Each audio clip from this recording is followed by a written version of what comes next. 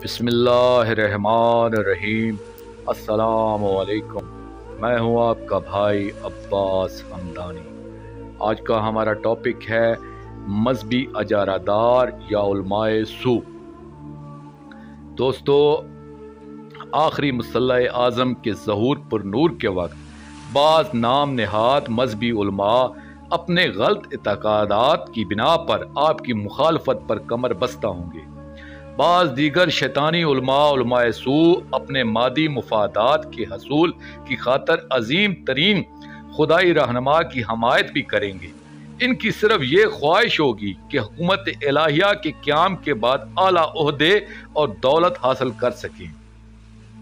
वो अपने नफ्स की इस्लाह की खातर फौज इलाही में शामिल नहीं होंगे, बल्कि वो जब देखेंगे कि कवानीन इलाही अदलो इंसाफ की बुनियाद पर नाफजल अमल हो रहे हैं तो वो नाउमीद हो जाएंगे और जारी होने वाले मुख्तलिफ अहकामात पर एतराज़ात उठाना शुरू कर देंगे और फिर वो ब्लैकमेल करने की कोशिश करेंगे, जैसा कि इनके पेशरो माजी में किया करते थे।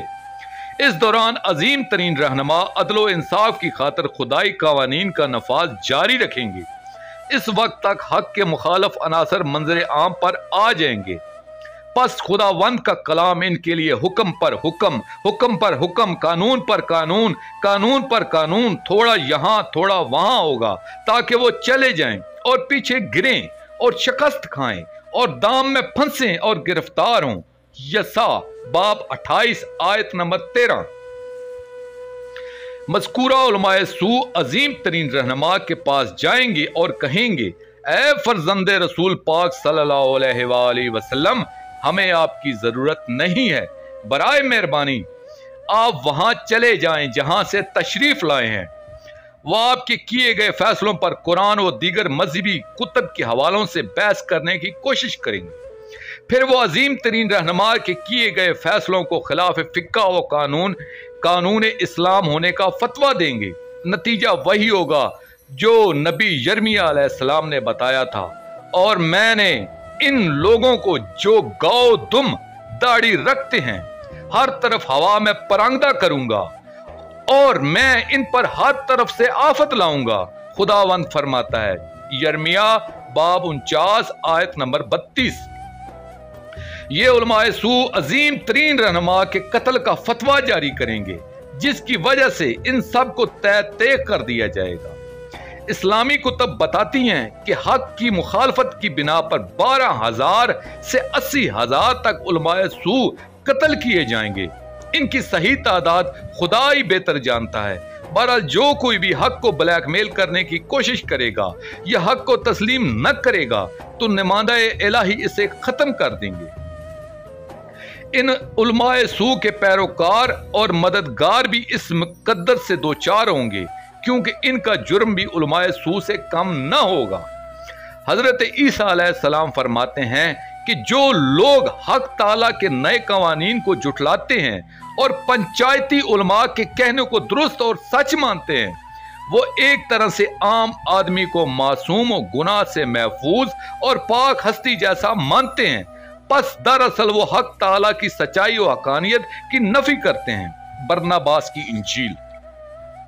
इनका ये जुर्म दोहरा है। नंबर एक ऐसे शख्स को जिसे खुदा ने गुनाहों से महफूज यानी मासूम नहीं बनाया, इसे मासूम समझ लेना।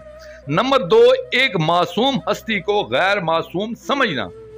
ये दोनों जुराइम इनके कत्ल का जवाज हैं। हजारों ऐसे लोगों को मार दिया जाएगा जो रहनुमा इलाही की तरफ से जारी करदा किसी हुक्म पर एतराज करेंगे या इसको मानने या अमल करने से इनकार करेंगे या इस पर शक करेंगे, क्योंकि वो तो खुदा के नायब होंगे और कादर हकीकी के ज़ाहिरी तौर पर मौजूद न होने पर इसका नायब भी पूरी कुदरत, ताकत और इख्तियारात का हामिल व मालिक व मुख्तियार बनकर आएगा।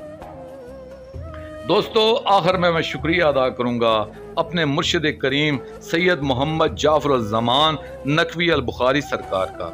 ये मजमून मैंने उनकी किताब आखिरी मुसल्लह आज़म से पेश किया है।